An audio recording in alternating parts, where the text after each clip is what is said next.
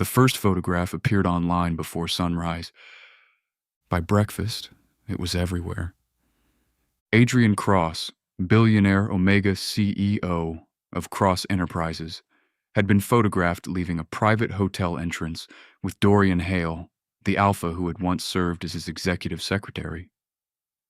Dorian's hand rested against Adrian's lower back. Adrian leaned toward him with a softness the public had rarely seen. A second photograph showed them entering the same car. A third, taken weeks earlier, caught them outside a restaurant with their fingers intertwined. The headlines came quickly. Omega CEO caught in affair with alpha employee. Did Adrian Cross create a position for his secret lover? Powerful Omega unable to resist his alpha secretary? By noon, business channels had stopped discussing Cross Enterprises' latest expansion and begun debating whether an Omega could separate instinct from executive judgment. Commentators called Adrian emotionally compromised. Some suggested Dorian had used his alpha pheromones to influence him. Others claimed Adrian must have invented Dorian's position simply to keep an attractive alpha nearby. A rival executive named Victor Holloway made the accusations worse. Adrian Cross may be intelligent, he said during a live interview, but Omegas are biologically vulnerable around dominant alphas. If Mr. Hale's position was created to satisfy Mr. Cross's personal attachment, then every decision connected to that appointment deserves scrutiny. Adrian watched from his office without moving. His expression remained calm. His scent did not. Rain on warm stone turned cold and sharp. Dorian stood near the television, jaw tight. They are treating you like you have no self-control. They have always considered my designation more important than my judgment, Adrian replied. They are also saying I never earned my position. Adrian looked at him. You did. Dorian had not been working as Adrian's secretary for some time. By then, he had already rented a small office and begun developing Ardent Systems, using the money he had saved while working at Cross Enterprises. The company was still young, but it was real. He had early clients, a functional platform, and conversations underway with independent investors. He had refused Adrian's money, refused his business contacts, refused even the quiet introductions Adrian had tried to disguise as casual suggestions.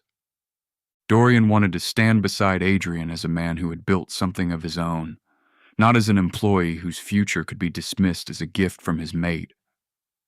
That did not matter to the press. They preferred the older story, the powerful Omega, the alpha secretary, the supposed affair. Dorian turned off the television. We should respond. Adrian looked toward the dark screen. We will. The press conference was announced that afternoon. By the time Adrian and Dorian entered the room, every seat had been filled. Adrian wore a dark green suit, his brown hair swept neatly away from his face. Dorian stood beside him in black, broad-shouldered and composed, his white hair drawing flashes from every camera in the room. They did not touch. Their scents did. Rain and warm stone moved beneath the sterile air, met by cedar smoke and amber. A reporter called out before Adrian reached the microphone. Mr. Cross, are you romantically involved with Dorian Hale? Adrian stopped behind the podium. Yes. The room erupted. Dorian remained still beside him. Another reporter raised her voice. Did your relationship begin while Mr. Hale was employed by you? Adrian answered carefully. Our history began long before Cross Enterprises. The noise shifted. How long have you known each other? Since school. Several reporters leaned forward. Adrian glanced briefly toward Dorian. We were classmates and academic rivals. We lost contact when my family moved away. Dorian stepped toward the second microphone. Years later, we met again by chance after I was dismissed from another position. Did you recognize Mr. Cross? No. A few surprised murmurs spread across the room. Dorian continued. He was known as Cassian when we were younger. His appearance, circumstances, and legal name had changed. A reporter turned toward Adrian. But you recognized him? Yes. Then why hire him without disclosing that history? Adrian did not flinch. Because I knew his character. The reporter frowned. Isn't that favoritism? No. Adrian's voice remained calm. People in business rely on prior connections every day. Executives hire former classmates, previous colleagues, recommendations from investors, and people whose work ethic they already understand. Familiarity is not automatically corruption. He looked across the room. When Dorian entered my building, he had just been unfairly dismissed. He was qualified, intelligent, organized, and supporting an ill parent while working several jobs. I knew from our past that he was disciplined and capable. Dorian's gaze softened, but Adrian kept his attention on the reporters. At that time, our relationship was not romantic. A reporter asked, "But you had feelings for him?" History is not the same as a relationship, Adrian replied. Whatever might have existed between us when we were young ended before it had the opportunity to become romantic. We were separated without warning and lived entirely different lives afterward. The words were true, but neither man spoke about the rest. They did not tell the reporters about the empty chair in the school library. They did not describe how Adrian had searched through old records for years, hoping to find Dorian. They said nothing about the terrace where jealousy finally forced them to confront what they felt. Nothing about the kiss that triggered Adrian's heat. Nothing about the doctor's office where they learned they were fated mates. Those memories belonged to them, not to the press. Another reporter looked toward Dorian. Did Mr. Cross create your secretary position specifically for you? No, Dorian said. The position existed before I filled it. Were you qualified? Yes. Did you receive special treatment? Dorian's expression hardened slightly.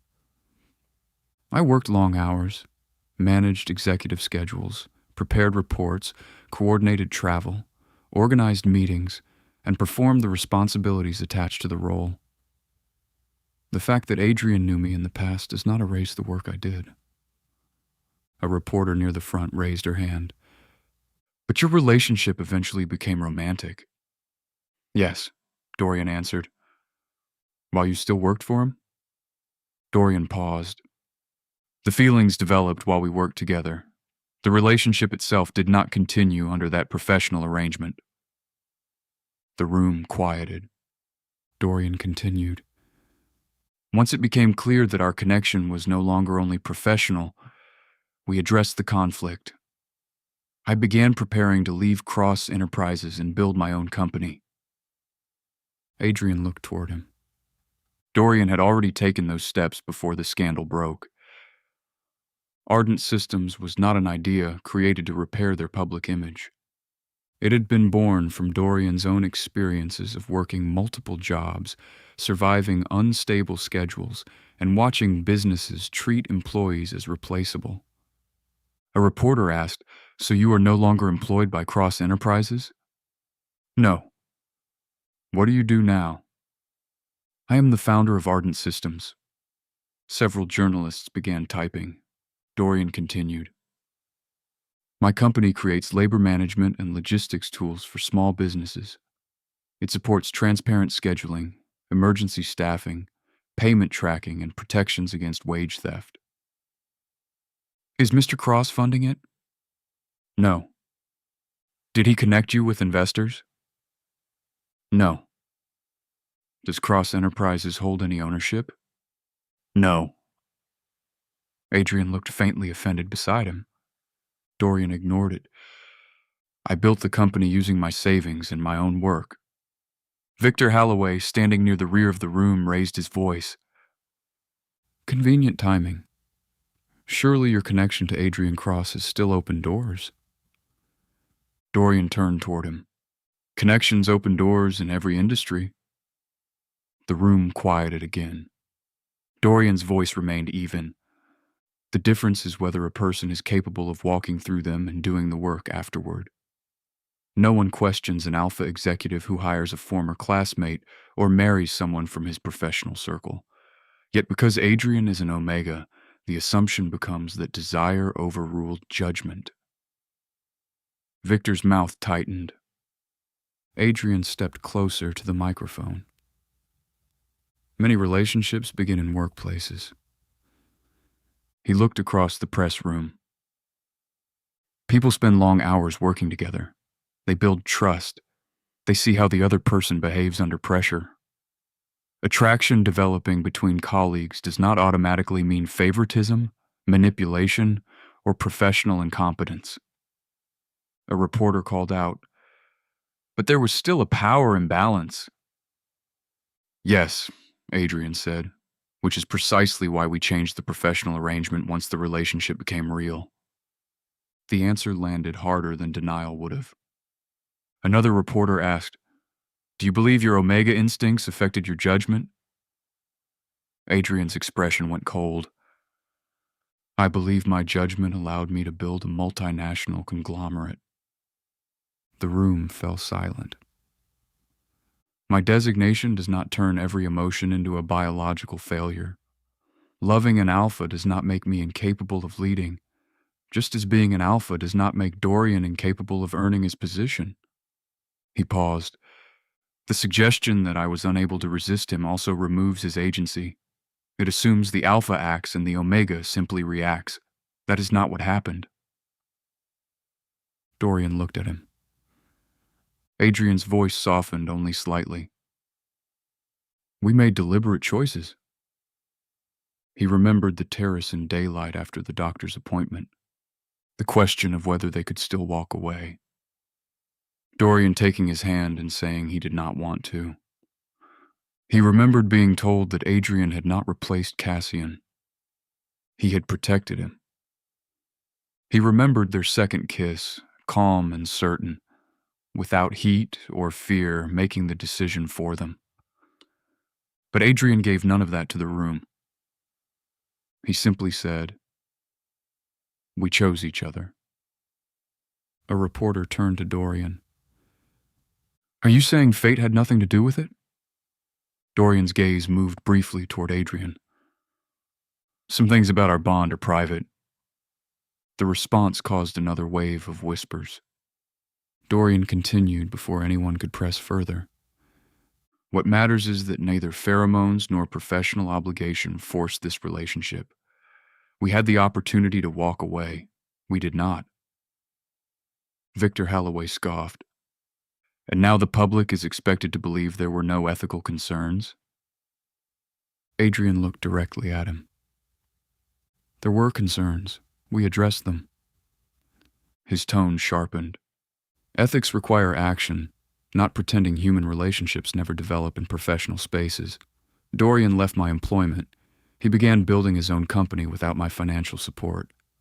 Cross Enterprises reviewed his previous work and found no improper compensation, fabricated duties, or preferential promotion." He tilted his head slightly. "What exactly would you prefer we had done? Denied our relationship indefinitely to make people like you more comfortable?" Victor did not answer. Another reporter raised her hand. "Mr. Hale, why refuse Mr. Cross's help when many entrepreneurs use family or partner funding?" Dorian considered the question. "There's nothing inherently wrong with accepting support from someone you love." Adrian glanced at him. "But in our situation, I knew every success would be credited to Adrian and every mistake used against him. I needed Ardent Systems to stand on its own merits." "Did Mr. Cross agree?" "No," Dorian said immediately. "A few people laughed. Adrian's eyes narrowed. Dorian continued with the faintest hint of a smile. He supported my decision. He did not enjoy it. I still do not, Adrian muttered near the microphone. More laughter moved through the room. For the first time, the atmosphere softened. Then a reporter asked, Mr. Cross, why speak publicly about knowing Mr. Hale as Cassian? Adrian's expression stilled. Cassian was my name. Was? My legal name is Adrian Cross. Why change it? Adrian did not answer immediately. The full truth was not something he was ready to place in the hands of strangers. Not yet. That is a personal history I will discuss when I choose. The reporter tried again. Should the public call you Adrian or Cassian? Adrian Cross is my legal and professional name. His fingers moved slightly against the podium. But Cassian is also mine. Dorian's eyes softened. Adrian looked toward him for only a second. It belongs to a part of my life that existed before Cross Enterprises. The press conference had begun as an attempt to portray Adrian as an Omega who had lost control around his Alpha secretary. It ended with a very different story.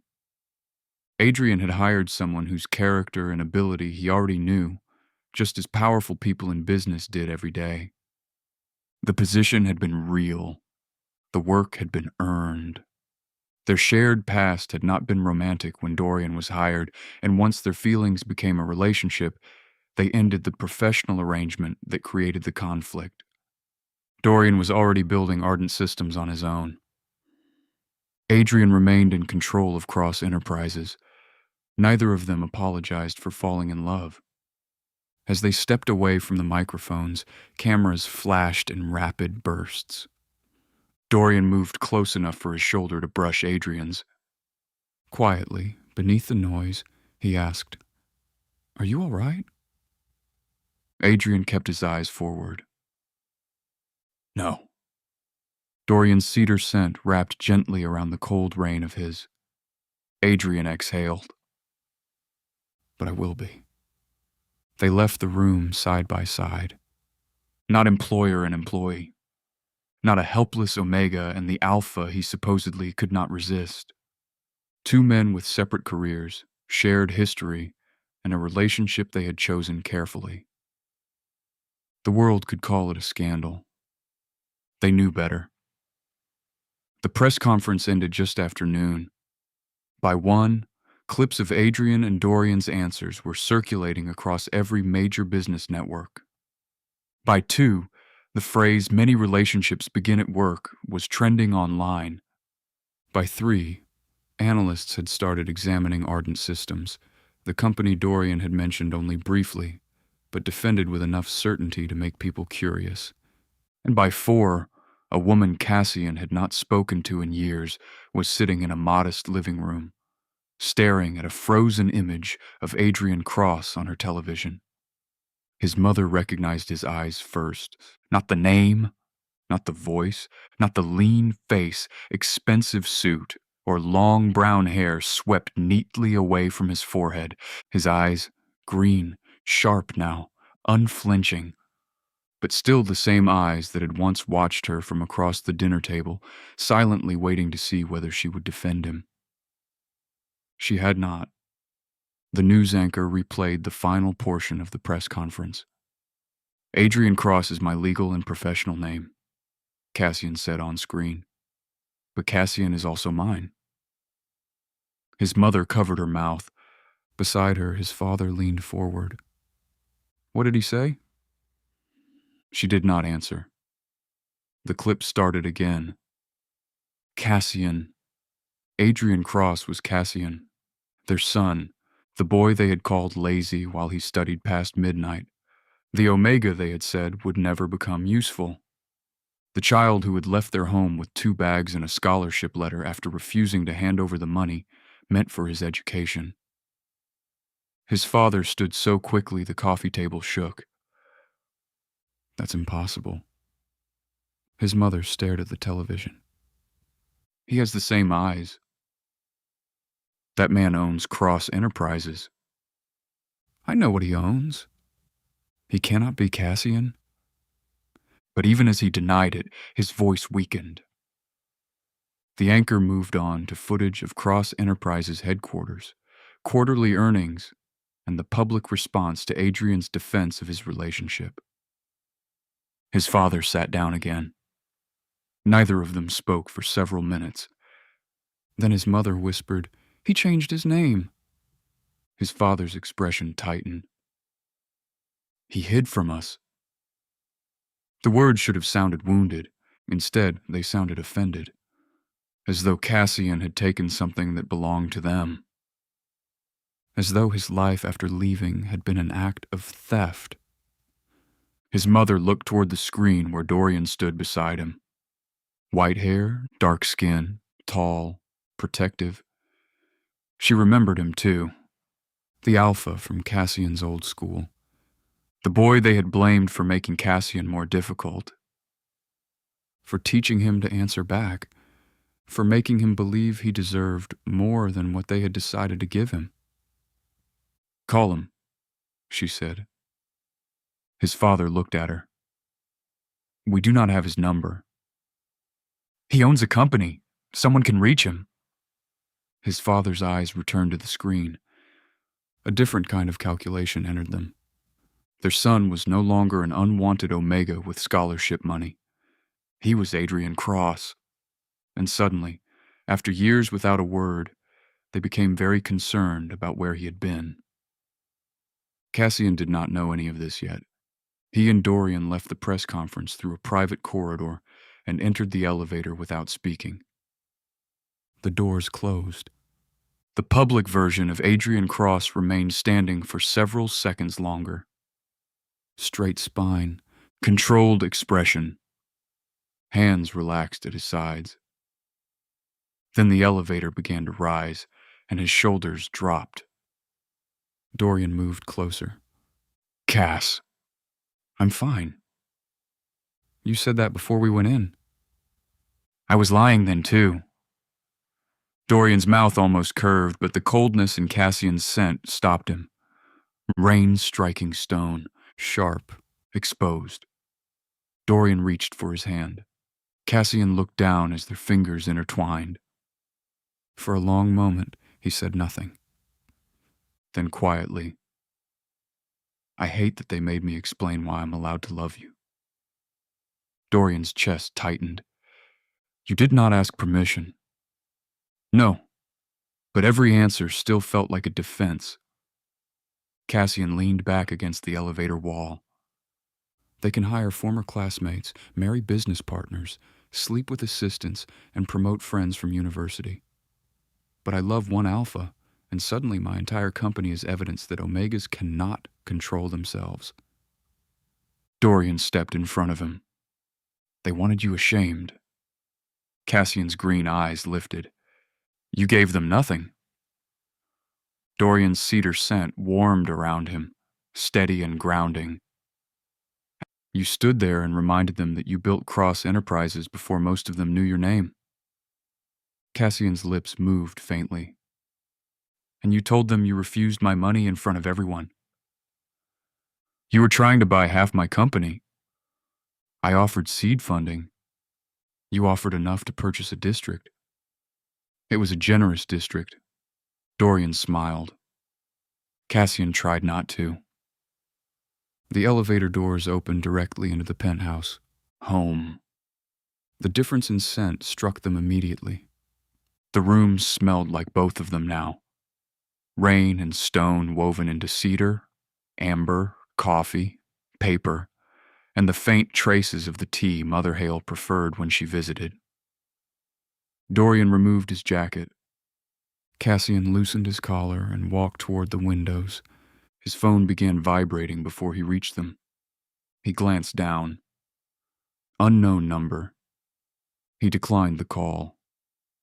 A second came through almost immediately. Then a third. Dorian watched his expression change. "What is it?" "Probably reporters." Cassian silenced the phone. It vibrated again on the table. This time a message appeared. Cassian looked at it. The color drained from his face. Dorian crossed the room. He did not read over Cassian's shoulder. He waited until Cassian turned the screen toward him.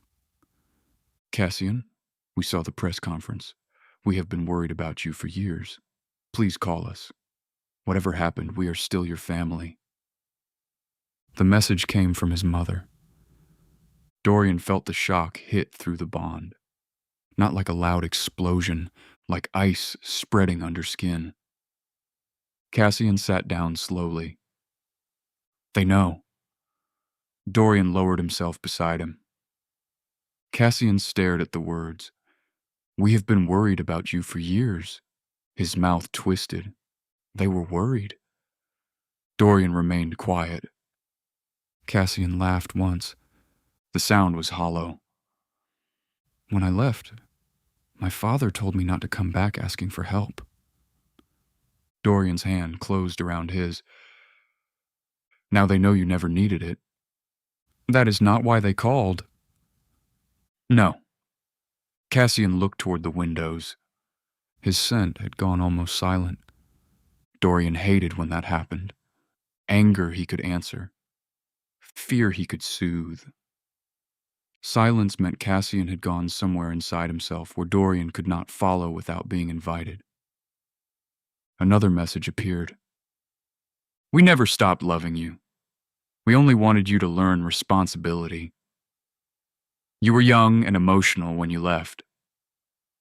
Cassian read it twice, then placed the phone face down. Dorian waited. They are going to rewrite it, Cassian said. His voice sounded distant. They are going to make it sound like I misunderstood, like I was difficult, sensitive, ungrateful. Dorian's jaw tightened. Then do not let them. Cassian looked at him. You do not owe them a conversation, Dorian said. You do not owe them forgiveness because they finally realized the child they discarded became valuable. Cassian's scent flinched. Dorian regretted the word immediately. Cass! No. Cassian swallowed. That is exactly what they did. He stood abruptly. I need air. Dorian rose with him but did not follow too closely. Cassian walked onto the terrace. This terrace was different from the hotel terrace where they first confessed. That one belonged to memory. This one belonged to their life. There were plants now because Dorian had decided the space looked too empty. 2 chairs Cassian had selected and pretended not to care about. A small table where they ate breakfast on warm mornings. Cassian gripped the railing. Dorian stopped behind him. For several moments only the city spoke. Then Cassian said, Do you know what the worst part is? Dorian waited. A small part of me still wants them to say they are sorry. His voice cracked. Not because I want them back. I don't think I do, but there is still something in me waiting for my mother to say she knew I was trying, that she saw my grades, that she knew I wasn't lazy. Dorian stepped closer. Cassian turned. His eyes were wet. I built an empire, Dorian. I know. I made enough money that no one can ever call me a burden again. I know. Then why does one message from her make me feel 17? Dorian took his face between his hands. Because success does not travel backward and rescue the person you were. Cassian closed his eyes. Dorian's voice softened. But I would, if I could. Cassian's breath broke. Dorian pulled him in. Cassian folded into his arms, gripping the back of Dorian's shirt. I would go back, Dorian whispered into his hair. I would sit beside you at every meal. I would read every grade they ignored. I would tell you every day that you were never a burden. Cassian's shoulders shook. Dorian held him tighter. But I cannot change what they did. Cassian pressed his face against Dorian's neck, breathing in cedar and amber. No, I can only love who survived it. Cassian remained in his arms until the cold rain of his scent began to warm. They did not call his parents, not that day, not the next. Instead, Cassian blocked the number. His mother found another. Then his father sent an email through Cross Enterprises. Then a distant aunt contacted the executive office and claimed there had been a family emergency. Each attempt was dressed in concern. Each one carried the same demand beneath it. Return, explain, acknowledge us. Give us access to the life you built without us. Cassian refused. For a while, that was enough. Dorian threw himself into Ardent Systems. The attention from the press conference brought opportunity, but it also brought suspicion. Requests for interviews arrived. Investors called. Small business owners signed up to test the platform. So did people hoping to prove that Dorian's company was only an extension of Cross Enterprises. Dorian treated every new opportunity as though it were a trap until proven otherwise. Cassian found him awake at 2 a.m, 3 days after the press conference, seated in the home office with financial projections open across 3 screens. "You have not slept." Dorian did not look up. "I slept yesterday." "That is not how sleep works. It is how deadlines work." Cassian crossed the room and closed one of the laptops. Dorian finally looked at him. "Adrian." "No." "You do not know what I was doing.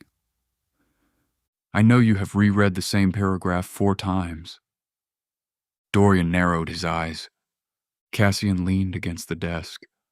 "Public interest does not mean you must scale overnight. If I wait, people will say the momentum came from you and disappeared when your name left the headline. People will say that regardless." "I know." Dorian rubbed his face. "That does not mean I have to make it easy for them." Cassian studied him. Dorian's cedar scent carried exhaustion beneath the determination. "You are trying to prove you deserve to stand beside me," Cassian said. Dorian's hand stilled. "You already do. This is not only about us." "I know. I spent years being useful to everyone else, my family, employers, managers who knew I could not afford to quit. Ardent has to become something that proves work does not need to destroy people." Cassian's expression softened. Dorian continued. "I know what it is like to have 3 jobs and still choose which bill will be late. I know what it is like to miss your mother's appointment because a manager threatens to fire you if you leave. I know what it is like to work until your body stops feeling like your own." Cassian took his hand. "Then build that company." Dorian looked at him. "But do not recreate the same suffering in yourself while you do it." The words landed. Dorian looked away. Cassian squeezed his hand. "You are not allowed to build worker dignity by working yourself into the ground."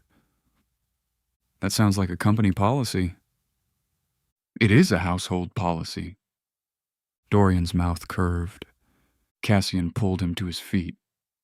"Come to bed. I have projections to finish." "Your projections will still be disappointing in the morning." Dorian stared at him. Cassian smiled. "That was motivation." "It was not." "It motivated you to follow me." Dorian did. Ardent Systems grew steadily after that. The first major breakthrough came from a regional grocery cooperative struggling with staffing shortages across 24 stores. Cross Enterprises could have solved the problem with expensive automation and centralized management. Ardent approached it differently. Dorian met with cashiers, stock workers, drivers, shift managers. He listened before proposing anything. The platform created a shared staffing pool, allowing trained workers to pick up emergency shifts across locations without losing seniority or benefits. It flagged scheduling patterns that created unpaid overtime. It simplified payroll disputes and guaranteed same-week corrections. Within 3 months, turnover dropped sharply. Worker satisfaction rose. The cooperative renewed its contract and expanded it. Then a hospital network called. Then a chain of small manufacturers. Then municipal transit contractors. Ardent was no longer a tiny startup people discussed only because its founder was dating Adrian Cross. It was becoming a serious company. Cassian watched it happen with pride he tried unsuccessfully to hide. He attended Dorian's presentations from the back of the room.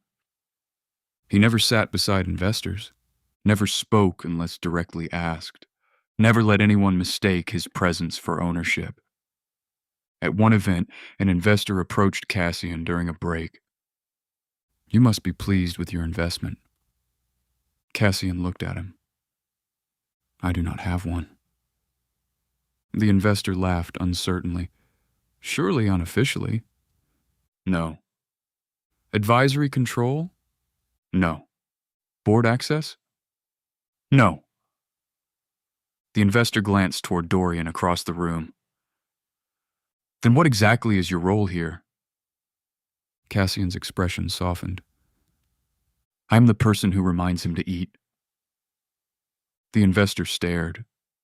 Cassian took a sip of water. "It is a demanding position." Dorian heard about the exchange later and laughed until he had to sit down. Mother Hale became Ardent's most aggressive unofficial supporter. She told every nurse, pharmacist, neighbor, and delivery driver that her son had built a company that treated workers properly. Dorian discovered this when a local bakery owner requested a meeting and began by saying, "Your mother says your scheduling system can fix my life." Dorian closed his eyes. Cassian, seated nearby, covered a smile. The bakery became a client. So did the pharmacy Mother Hale used, then the home care agency that sent her nurses. She called it networking. Dorian called it interference. Cassian called it effective community outreach. "You are encouraging her," Dorian said over Sunday dinner. Mother Hale lifted her chin. "I believe in the product." "You told a nurse she should refuse to work until her employer signed up." "I said she should understand her value." "You handed her a brochure." "I was prepared." Cassian looked deeply impressed. Dorian pointed at him. "This is your fault somehow." "I have done nothing." "You gave her printed materials." "She requested them." Mother Hale patted Cassian's hand. "He respects initiative." Dorian sighed, but he smiled. Their Sunday dinners became sacred. No phones at the table unless there was a medical emergency.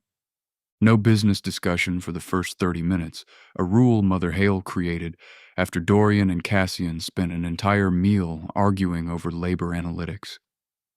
Cassian cooked occasionally, though this remained dangerous. Dorian cooked more often. Mother Hale supervised and criticized both. The penthouse changed around those dinners. It became warmer. No longer a beautiful place, Cassian slept between workdays. There were framed photographs now. One of Dorian and his mother before her illness worsened. One of Cassian and Dorian at Ardent's first launch. One of Mother Hale asleep in the terrace chair while Cassian sat beside her reading. The first time Cassian saw that photograph framed, he stared at it for several minutes. Dorian came up behind him. "You like it?" "I look tired." "You were tired. Your mother is asleep with her mouth open. She demanded that I destroy the original, and instead you enlarged it." Dorian smiled. Cassian leaned back against him. His eyes remained on the photograph. "She looks like she belongs here." "She does?" Cassian's voice softened. "Do I?" Dorian's arms tightened around him. "You are the reason this became home." Cassian's scent warmed beneath his chin. As Ardent expanded, its path began crossing Cross enterprises more often. At first, they occupied different markets.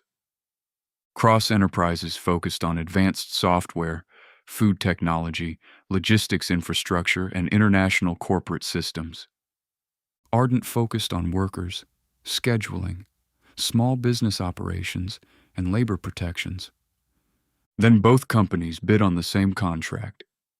The contract belonged to a large national distribution network seeking a complete overhaul of its warehouse systems.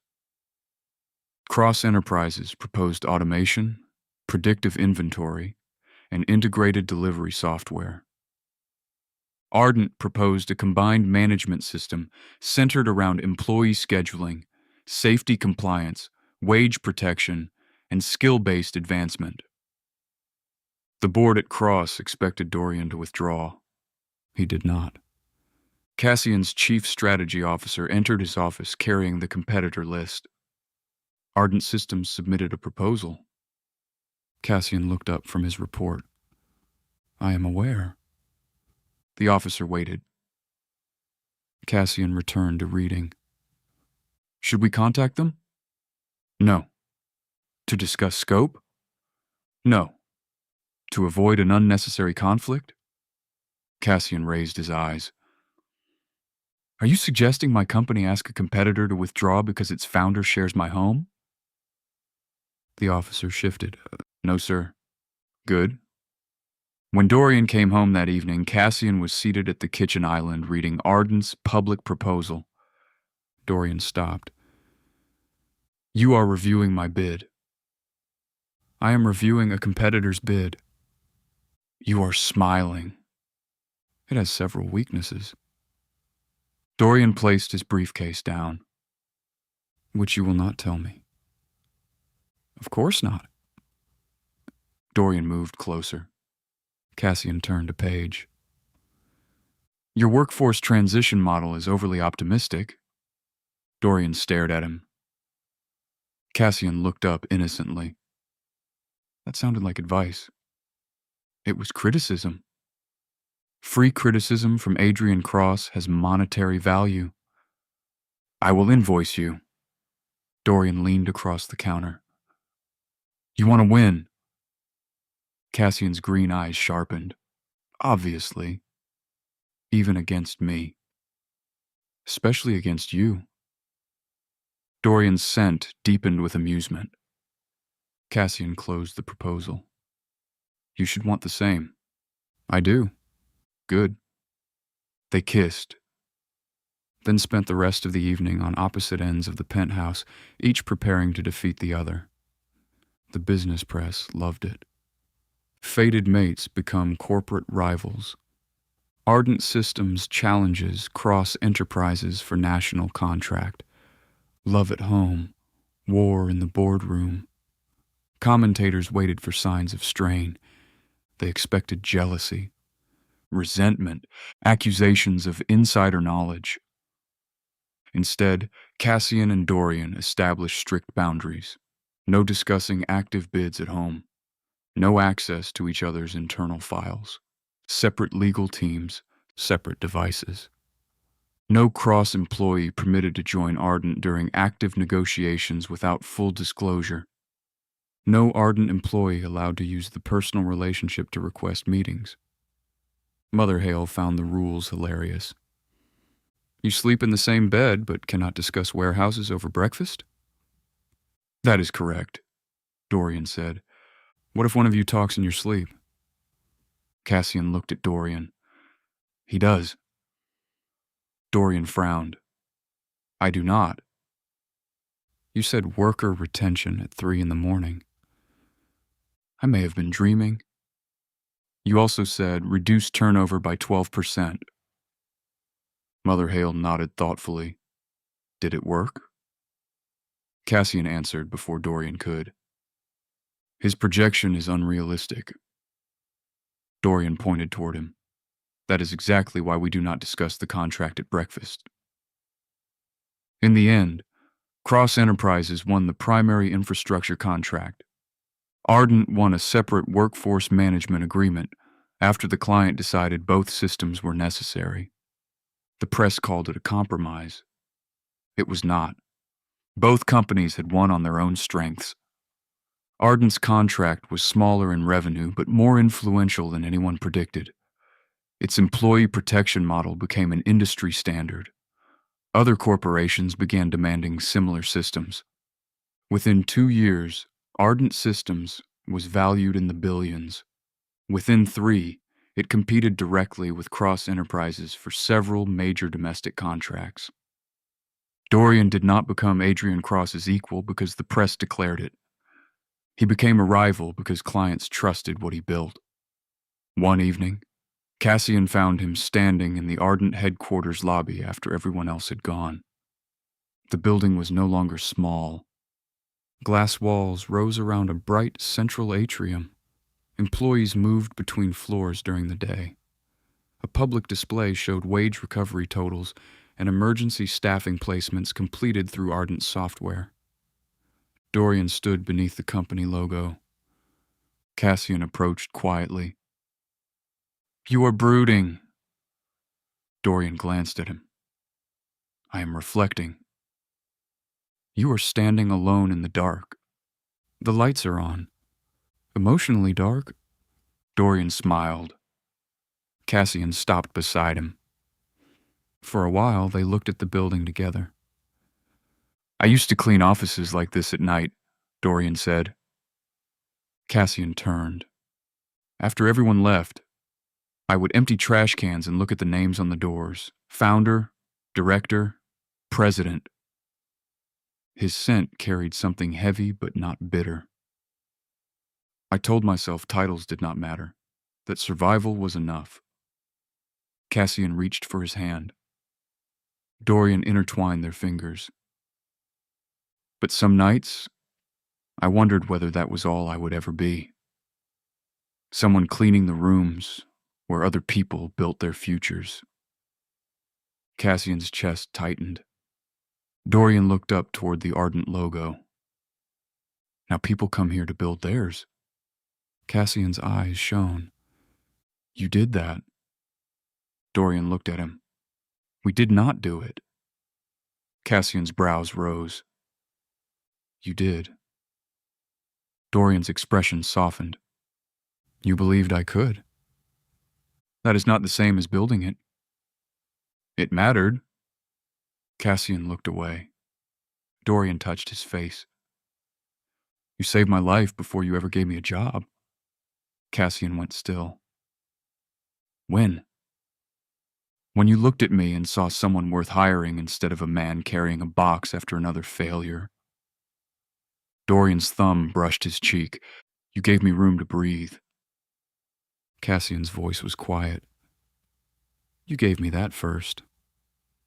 Their scents blended through the empty lobby. Cedar, amber, rain on stone. 2 companies might compete. The men who built them did not have to. Cassian's parents did not remain silent while all of this happened. When private messages failed, they went public. The first interview appeared on a small online channel. His mother sat beneath soft lighting with tissues in her hand. "We only want our son back," she said. "We were shocked to discover he had changed his name and built an entire life without telling us." His father sat beside her. "We were strict because we worried about him." Cassian was sensitive. He misunderstood discipline as rejection. Cassian watched the interview from his home office. Dorian stood behind him. Mother Hale sat on the sofa with her arms folded. The interviewer asked, "Why do you think he left?" His father sighed. "He received a scholarship and became convinced he no longer needed family. Young people can be selfish." Cassian's hand tightened around the remote. His mother wiped her eyes. "We gave him everything we could. He was difficult to reach. He struggled with his confidence and sometimes blamed us for problems we were trying to help him solve." Mother Hale made a disgusted sound. Dorian looked at her. "What?" she demanded. "They are lying." Cassian turned off the screen. Silence filled the room. Mother Hale rose carefully. Cassian did not look at her. She crossed the room and sat beside him. They do not deserve to say your name like that. Cassian's breath caught. She took his hand. You do not have to defend yourself to me.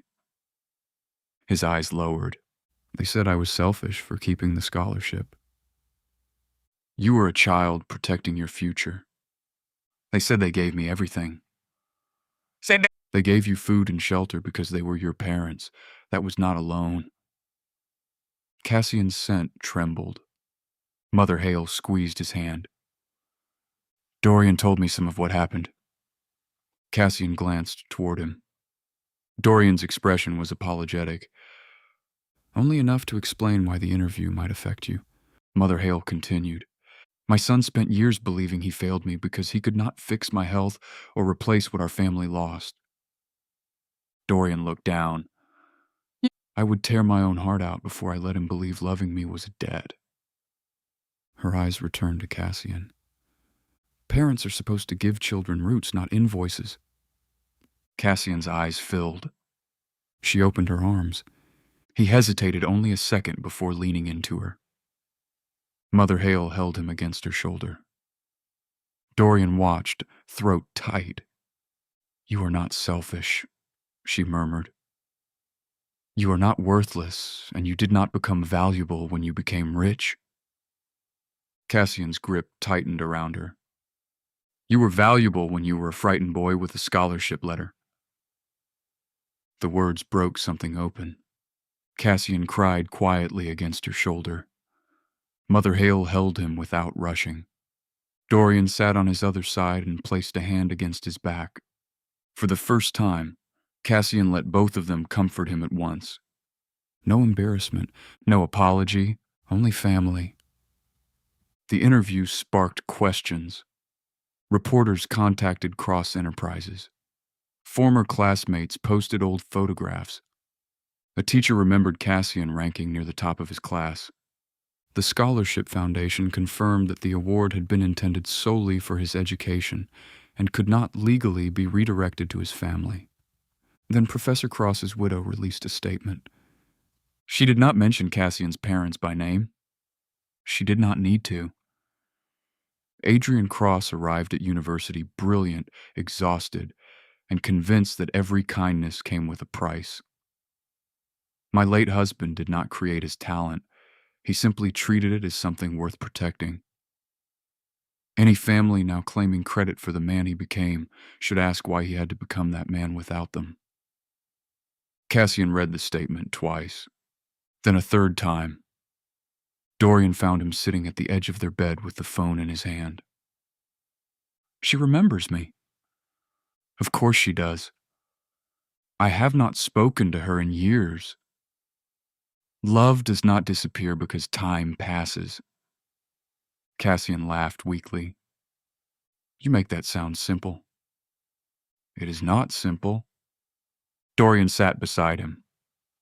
But it can still be true. Cassian leaned into his shoulder. After the interview, his parents requested a private meeting. Cassian refused. They threatened legal action, implying they had rights to his story and possibly to early versions of software he developed while living in their home. Cross Enterprises lawyers dismantled the threat within hours. Then his parents changed tactics again. They told reporters they wanted reconciliation before it was too late. Cassian's mother said she wanted to meet Dorian. His father said they hoped to restore the family before grandchildren became involved. That was the moment Cassian stopped feeling guilty. Not because the words did not hurt. They did. But because he understood what they were asking for. Not him. Access to Dorian, to Ardent, to Cross Enterprises, to future children, to photographs and holidays, and a public role in a family they had done nothing to nurture. Cassian released one final statement. I did not leave a loving home because success made me arrogant. I left after years of being told that my body, designation, and needs were burdens, while my academic achievements were ignored unless they could benefit others. The scholarship I received was intended to fund my education. When I refused to surrender it, I was called selfish and told I had spent years mooching from my family. I chose to leave. I will not debate those memories publicly beyond this statement. Adrian Cross is the name I chose while building a life beyond shame. Cassian is the name of the boy who survived long enough to choose it. My birth family has no role in my companies, my relationship, or the family I'm building now. That boundary is final. The response was overwhelming. Omegas wrote about families who treated them like marriage assets. Students wrote about relatives attempting to take scholarship money. Adults who had changed their names shared stories of choosing identities that no longer hurt. Cassian read some of the messages, not all. Mother Hale read far too many and sent him screenshots at dawn. He called her after the 23rd. You have to stop. I am supporting you. You sent one from a man arguing with strangers in 6 different comment threads. He was defending your honor. He called someone a moldy turnip. He was passionate. Dorian laughed from the kitchen. Cassian glared at him. You are both impossible. Mother Hale sounded pleased. Family trait. Cassian went quiet. Then he smiled. Apparently. The more Ardent grew, the more public fascination followed Cassian and Dorian. Their relationship became a strange symbol. 2 fated mates, 2 founders, 2 competing companies, 1 home. Magazines requested photographs inside the penthouse. They refused. Documentary producers asked to follow their daily lives. They refused. A business publication asked for a joint interview about maintaining professional rivalry inside a relationship. That one they accepted. The interviewer asked Dorian whether it was difficult to compete with his mate. Yes, Dorian said. Cassian glanced at him. The interviewer leaned forward. Because of your feelings? No, because he is irritatingly good at strategy. Cassian smiled.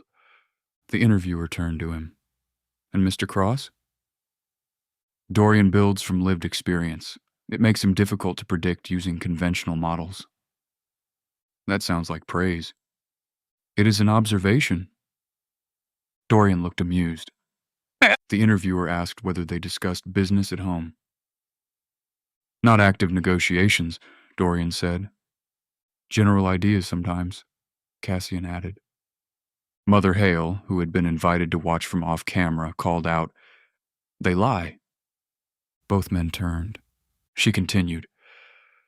They discuss business while cooking, eating, brushing their teeth, and pretending to watch films.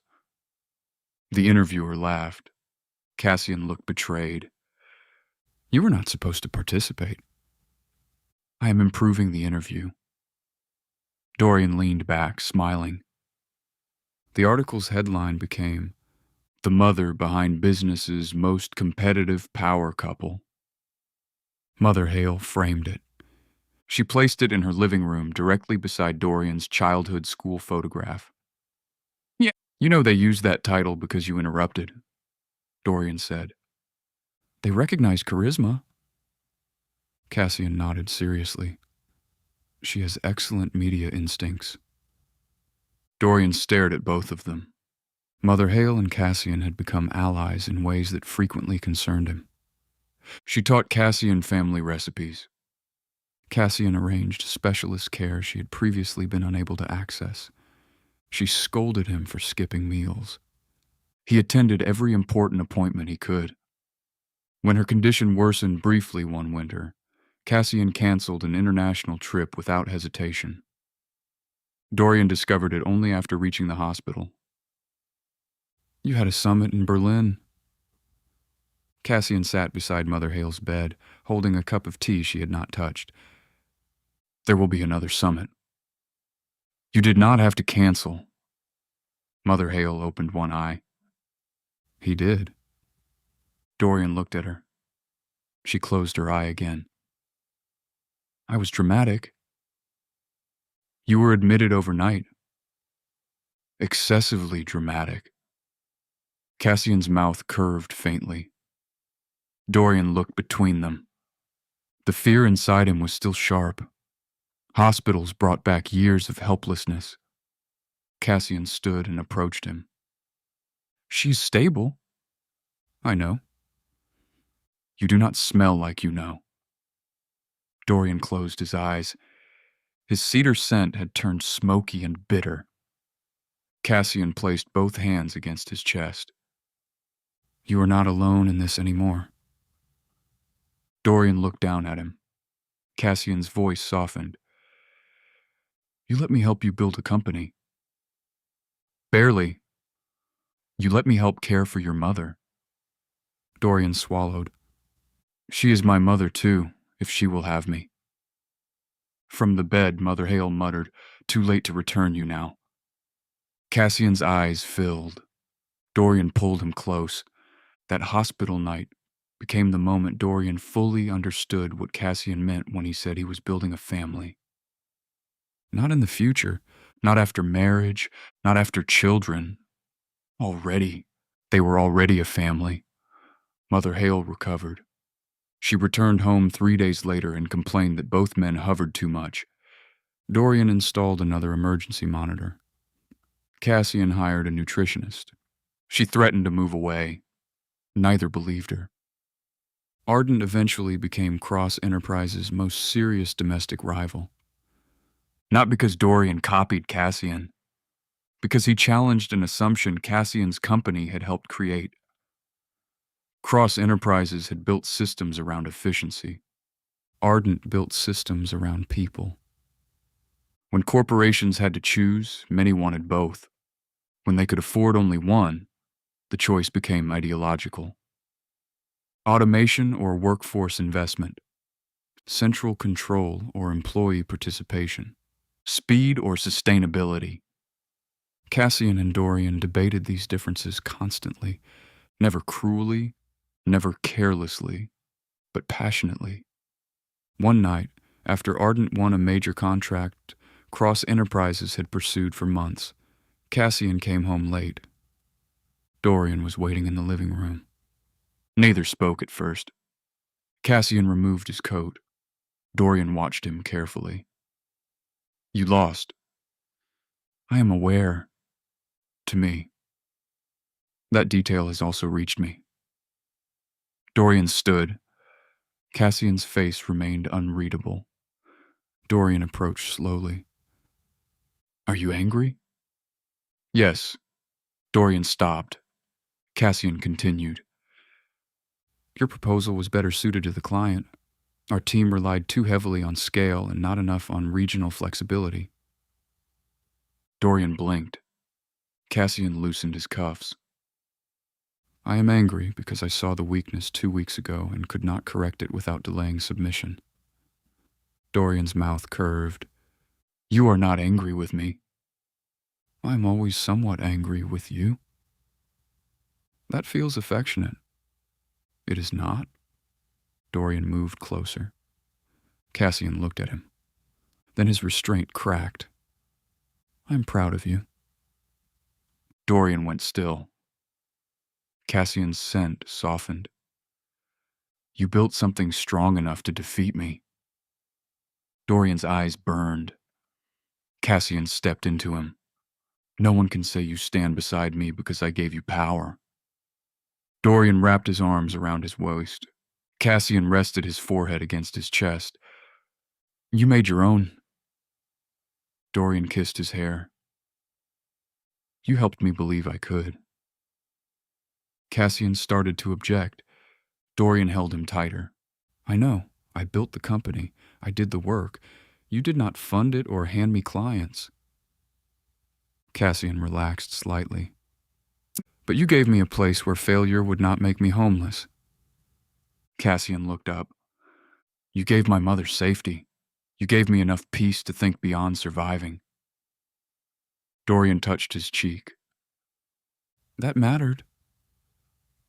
Cassian's expression softened. "So," Dorian asked, "how long before you try to take the contract back?" "Renewal is in 18 months. Dorian laughed. Cassian kissed him before the sound finished. Their rivalry never became a wound between them. It became proof of what they had built. Cassian no longer needed Dorian behind him. Dorian no longer needed to prove he deserved a place beside Cassian. They stood on separate foundations. They met in the middle because they chose to. At Sunday dinner, Mother Hale raised a glass of sparkling water. "To my sons." Cassian froze. Dorian looked at her. She continued as though she had not changed the shape of the room with 3 words. "One built a company that feeds people." Cassian smiled faintly. "That is a simplification." "One built a company that protects workers." Dorian inclined his head. "And both of you still forget to call when you will be late." Dorian sighed. Cassian looked down at his plate, trying to hide the emotion in his face. Mother Hale noticed. She always noticed. She reached across the table and placed her hand over his. "To my sons," she repeated. Cassian looked at her. The woman who had not given birth to him. The woman who had never known the overweight teenager hiding behind books. The woman who had met Adrian Cross and somehow made room for Cassian too. His scent warmed. Rain on stone beneath summer sunlight. "To our family," he said. Dorian placed his hand over both of theirs. Their home held them. Cedar and amber, rain and warm stone, tea cooling beside Mother Hale's plate. Documents from 2 rival companies abandoned in separate rooms. Photographs lining the walls. A future neither Cassian nor Dorian had once believed they would have. Cassian's birth family had discovered Adrian Cross and tried to claim the success they had never nurtured, but Adrian did not belong to them. Neither did Cassian. Dorian had built Ardent Systems from years of exhaustion and turned it into a company strong enough to rival the empire his mate created. But power did not make him distant. It gave him enough stability to become softer. Mother Hale had once feared her son would spend his entire life sacrificing himself for everyone else. Now she watched him build a future with someone who would carry him when he was tired. And Cassian, who had once believed family was the place where a child learned how much he owed, finally understood something different. Family was not the people who demanded repayment for raising him. It was the people who made space for him without asking what he could provide. It was Mother Hale calling him her son.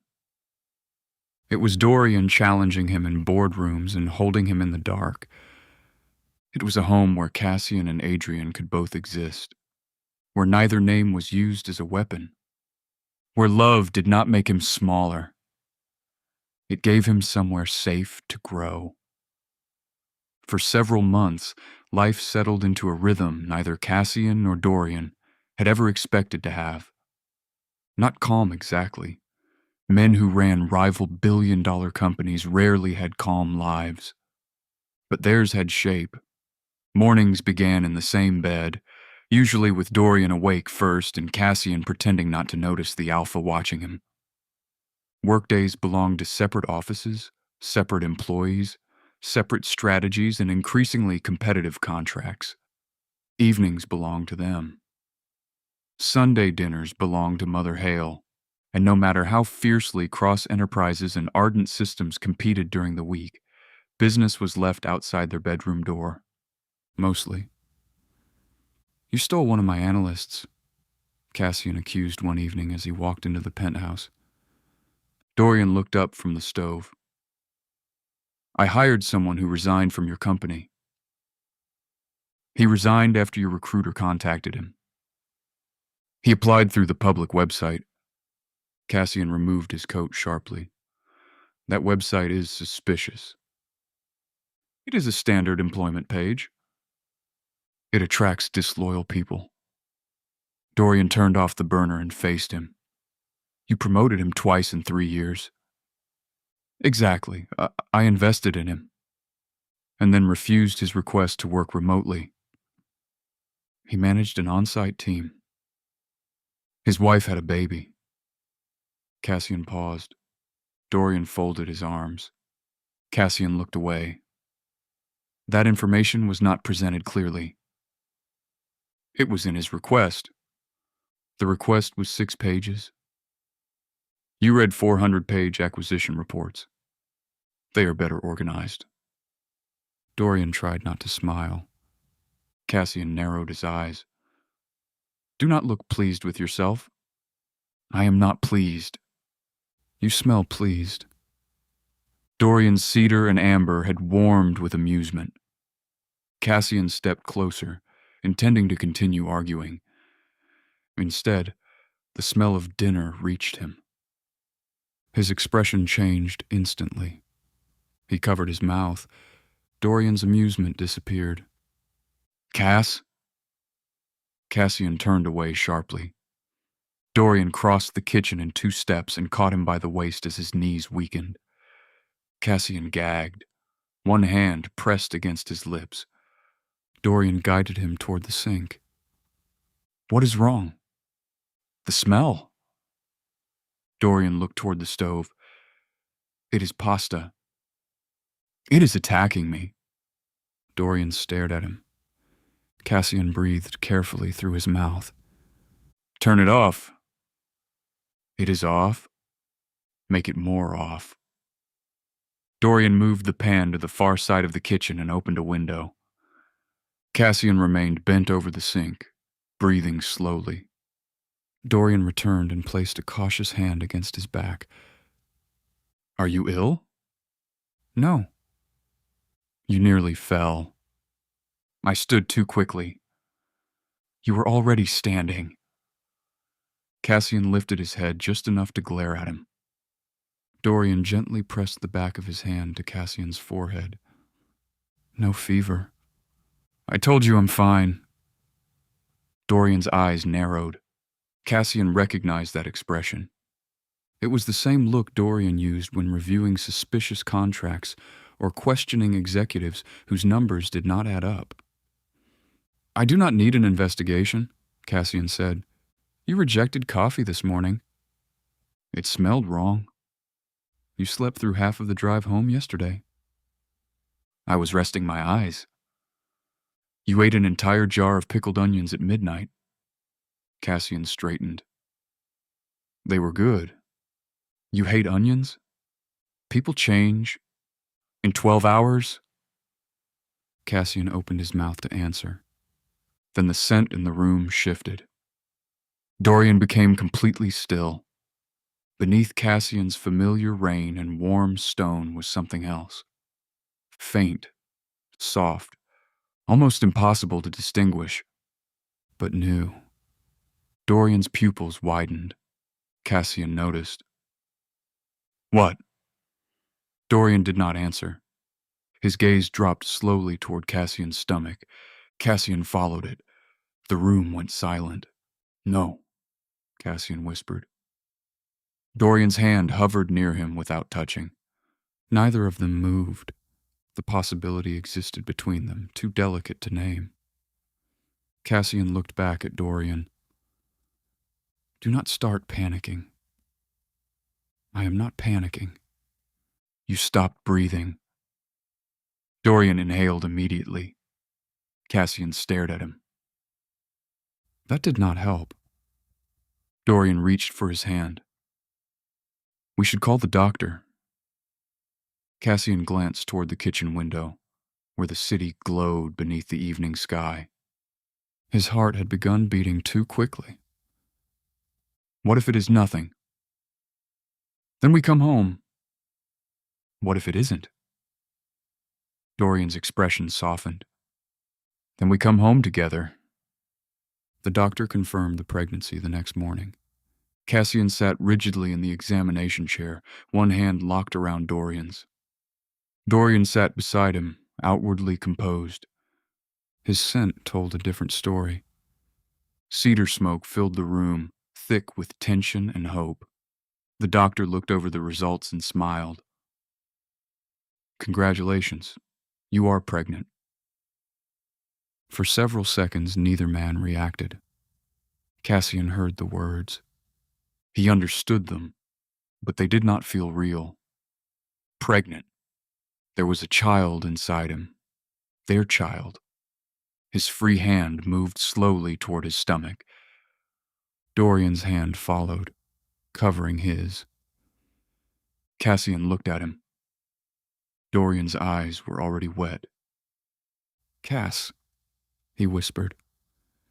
Cassian's composure cracked. I'm pregnant? The doctor's expression gentled. Yes.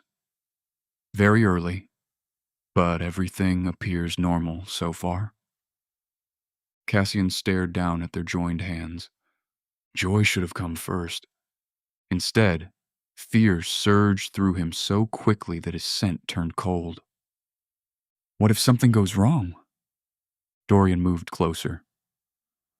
The doctor spoke calmly about appointments, nutrition, rest, and the increased scent sensitivity common in bonded Omega pregnancies. Cassian barely heard her. His thoughts had gone somewhere darker. What if I do not know how to do this? He whispered. Dorian's head turned. Cassian's eyes remained fixed on his stomach. I do not know how to be a parent. No one does at first, Dorian said. Cassian shook his head. You had a mother who loved you. Dorian's expression changed. Cassian looked at him, panic bright in his green eyes. What if I become like mine? You won't. You cannot know that. Yes, I can. Dorian took Cassian's face gently between his hands. The doctor quietly stepped out, giving them privacy. Cassian's breath shook. Dorian looked directly into his eyes. Yeah. Your parents looked at you and asked what you could give them. You found out you were pregnant, and your first fear was whether you would love our child properly. Cassian's eyes filled. That difference matters. What if it is not enough? Then I will be there. Dorian pressed his forehead against Cassian's. And Mother will be there. We will learn together. We will make mistakes. We will apologize when we do. Our child will never have to earn food, shelter, affection, or a place in our home. A tear slipped down Cassian's cheek. Dorian wiped it away. They will never be called a burden. Cassian broke. Dorian pulled him into his arms. His cedar and amber wrapped around the cold rain and Cassian's scent until it began to warm again. We're having a baby, Cassian whispered against his shoulder. Dorian's arms tightened. We're having a baby. A laugh escaped Cassian through his tears. Dorian kissed his temple, then his cheek, then the corner of his mouth. Cassian held onto the front of his shirt. I'm still afraid. So am I. Cassian pulled back. You are? Dorian gave him a watery smile. I was afraid to say it first. That honesty settled something inside Cassian. He was not alone in the fear. He would not have to be the confident one every moment. He did not have to become Adrian Cross inside the doctor's office. He could simply be Cassian, frightened, hopeful, loved. They told Mother Hale that evening. Dorian wanted to ease into the conversation. Cassian lasted less than 30 seconds. Mother Hale sat at their dining table, sorting through printed reports from Ardent Systems, despite being repeatedly told she was not an employee. Dorian placed tea in front of her. We have something to tell you. She looked between them. Did you merge the companies? Cassian looked offended. Never. Dorian sat beside him. Mother Hale narrowed her eyes. Did one of you lose another contract and come here pretending not to be angry? No, Dorian said. Did Cassian buy another building without discussing it? It was a strategic acquisition, Cassian muttered. Dorian ignored him. Mother Hale leaned back. Well? Cassian reached for Dorian's hand beneath the table. Then he said, I'm pregnant. Mother Hale stared at him. The room went completely still. Cassian's confidence faltered. Dorian squeezed his hand. Mother Hale blinked once, then twice. You are what? Cassian swallowed. Pregnant. Her eyes dropped toward his stomach. Then she covered her mouth. Oh. Cassian's scent sharpened with nerves. Mother Hale stood so quickly Dorian reached toward her in alarm. She waved him off, rounded the table, and wrapped her arms around Cassian. Cassian froze. My grandbaby, she whispered. Cassian's face crumpled. Mother Hale held him carefully, one hand at the back of his head. My sweet boy. Cassian closed his eyes. Dorian watched them, his own vision blurring. Mother Hale pulled back and cupped Cassian's face. You will not be alone for 1 minute of this. Cassian tried to speak. She continued before he could. You will eat. You will rest. You will attend every appointment. Dorian nodded. I agree. She turned sharply toward him. And you will not hover until he wants to throw you off the balcony. Dorian's mouth opened. Cassian laughed through his tears. Mother Hale pointed at him. That includes you. You cannot run a conglomerate, compete with my son, and grow a child while living on coffee and spite. Cassian looked mildly offended. I eat. Dorian and Mother Hale both stared at him. Cassian looked away. Mother Hale sat beside him and rested her hand over his. You are going to be a wonderful father. Cassian's throat tightened. You do not know that. I know you. The simplicity of the answer nearly made him cry again. Mother Hale smiled. And I know my son. This child will be so loved that the rest of us may have to intervene. Dorian looked down. Cassian gave a soft laugh. For the first time since the doctor's appointment, joy rose above the fear. They kept the pregnancy private for the first several weeks. Cassian needed time. He needed to adjust to waking each morning knowing there was another life inside him. He needed time to understand the changes in his body and his scent. The rain and stone fragrance that had once made his parents call him defective began to deepen. It grew warmer and softer, carrying a delicate new sweetness beneath it. Dorian noticed every change. Cassian found him staring one morning while he buttoned his shirt. What? Dorian sat on the bed, watching at him. Your scent changed again. Cassian paused. Is that bad? No. Dorian stood and approached him slowly. It is beautiful. Cassian looked away. Dorian rested both hands at his waist. And there is something else beneath it. The doctor said that might happen. Our baby. The awe in Dorian's voice made Cassian's chest tighten. It is barely distinguishable. I can still smell it. Dorian lowered his head, breathing gently near Cassian's neck. Cassian's eyes closed. Cedar and amber surrounded him. Dorian kissed the skin beneath his ear. I did not know happiness could have a scent. Cassian's hands settled against Dorian's chest. Do not say things like that before work. Why? I have meetings.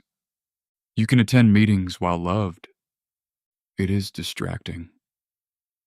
Dorian smiled against his skin. Cassian tried to push him away. He did not try very hard. Pregnancy made their bond stronger. Dorian could feel when Cassian was tired before Cassian admitted it. Cassian could feel Dorian's panic every time he experienced nausea. The first few weeks were difficult. Cassian could no longer tolerate coffee, garlic, cooked fish, or one particular cologne worn by a member of his legal team. He once ended a meeting 2 minutes early because the man sat too close. Dorian found this deeply amusing until Cassian became nauseous from the smell of his favorite cedar soap. Dorian stopped using it immediately. "You do not have to change everything," Cassian said when he discovered 3 unopened bottles in the trash. "You nearly vomited when I hugged you." "It was temporary." "I'm not risking it." Cassian folded his arms. "You like that soap." "I like you more." Cassian's expression softened. Dorian replaced it with unscented products for the rest of the pregnancy. At night, Cassian became restless. He would wake with one hand on his stomach and fear moving through their bond. Dorian always woke too. "Cass?" Cassian breathed into the darkness. "I'm fine." Dorian moved closer. "No, you're not." Cassian rarely argued at night. That was when Adrian's walls were weakest. "What if something happens while I'm working?" "We have doctors." "What if the board thinks I cannot handle this?" "You can."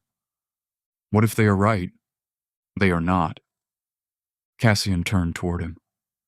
"You answer too quickly." "Because the answers do not change." Dorian placed a hand carefully over Cassian's stomach. "You are still the man who built Cross Enterprises." Cassian looked at him. "Pregnancy does not erase that." Dorian kissed his forehead. "And being powerful does not mean you have to pretend this is easy." Cassian's eyes closed. He moved closer until his face rested against Dorian's chest. Dorian's scent steadied around him. "I want this baby," Cassian whispered. "I know." "I love them already." "I know." "That makes it worse." Dorian understood. Love gave fear somewhere to live. He tightened his arms around Cassian. "We will be afraid together." Their secret might have lasted longer if Cross Enterprises and Ardent Systems had not competed for another national contract. Cassian was 12 weeks pregnant when he attended a public economic forum alongside Dorian. They appeared on separate panels. Dorian discussed worker-centered technology. Cassian spoke about international food distribution systems. They had planned to leave separately to avoid questions about ongoing negotiations. Then Cassian became dizzy on stage. It began as a wave of heat. His vision blurred at the edges. He paused in the middle of answering a question. The moderator leaned toward him. "Mr. Cross?" Cassian tried to continue. Across the room, Dorian felt the sudden drop in his bond. He was out of his seat before anyone else understood something was wrong. Cassian stood to leave the stage and swayed.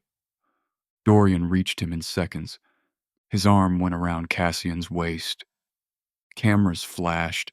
Cassian leaned into him despite himself, one hand moving instinctively toward his stomach. Dorian's scent burst outward. Cedar smoke and amber, thick with protective warning. The entire first row stepped back. "I'm all right," Cassian whispered. "You are pale." "I stood too quickly." "You were sitting." Cassian glared weakly. Dorian ignored the cameras and lifted him into his arms. The room erupted. "Dorian, you can be angry later." "I am angry now." "Good. Stay conscious." By the time they reached the private medical room, videos were already online. Dorian carrying Adrian Cross from the stage. Adrian's hand resting protectively over his abdomen. The intense reaction of a bonded alpha. Speculation spread before the doctor finished checking him. Omega CEO suffers health scare. Is Adrian Cross expecting? Dorian Hale's protective reaction fuels pregnancy rumors. Cassian lay on the examination table while a physician confirmed that both he and the baby were fine. Dehydration and exhaustion, she said. You need to reduce your schedule. Cassian frowned. Dorian folded his arms. The physician looked at him. You do not have to look pleased. I am not pleased. You smell pleased, Cassian muttered. Dorian's mouth almost curved. The physician pointed at Cassian. Rest. Then at Dorian. Support. Do not smother. Dorian looked offended. Cassian said, Thank you. The moment they returned home, Cassian's communications director called. We need to prepare for the possibility that the news breaks. Cassian looked toward Dorian. Dorian sat beside him on the sofa, one hand resting over Cassian's. We can deny it until you are ready, he said. Cassian considered it. For years he had survived by hiding what others could use against him.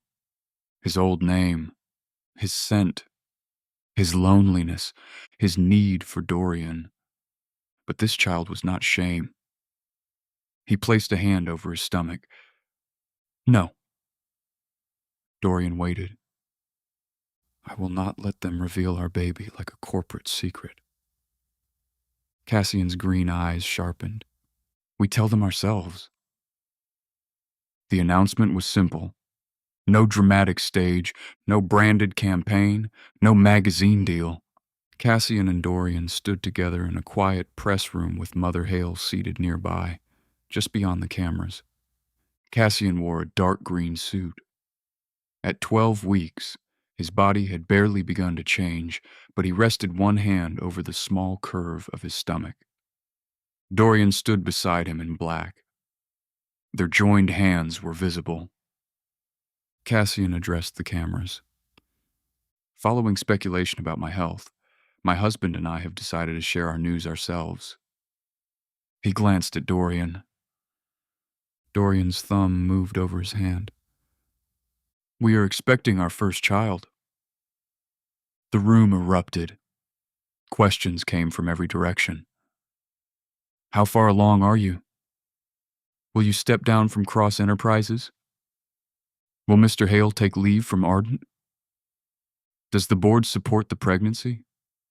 Will your companies merge to support the child? Cassian waited until the noise faded. I am pregnant, he said.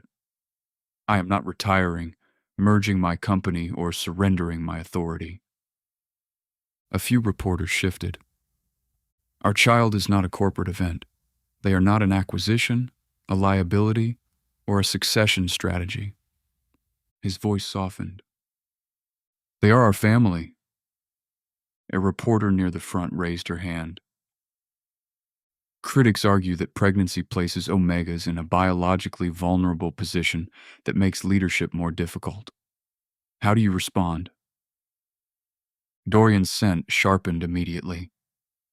Cassian squeezed his hand before answering. I respond by continuing to lead. The room quieted. Pregnancy requires medical care, rest, and adaptation. So do many human experiences. Leadership does not require pretending one has no body, no family, or no limitations. His eyes cooled. And anyone waiting for pregnancy to make me easier to defeat is welcome to test the theory. A few reporters laughed nervously. Dorian's expression softened with pride. Another reporter asked him, Mr. Hale, will you reduce your role at Ardent Systems to care for Mr. Cross? Dorian looked at Cassian before answering.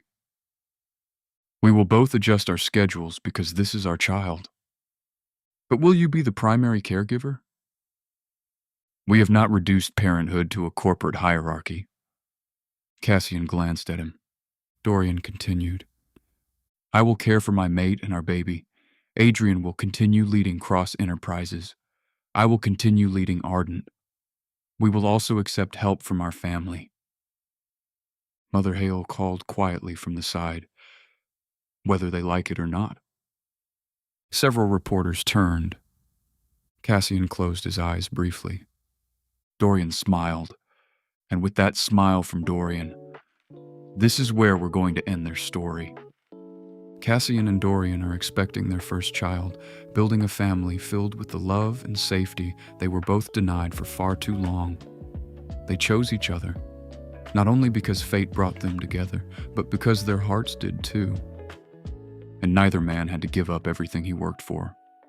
Cassian remained the powerful CEO of Cross Enterprises, while Dorian continued building Ardent Systems into a company strong enough to stand proudly beside and even compete with his mate's empire. Would you like to see more of Cassian and Dorian as they prepare for their baby and balance love, family, and two rival companies? If this is where their story ends for you, tell me what you liked and what you disliked. I read every comment, and your honest feedback helps this channel grow and makes future stories even better. Until next time, don't forget to like and subscribe for more emotional romance stories.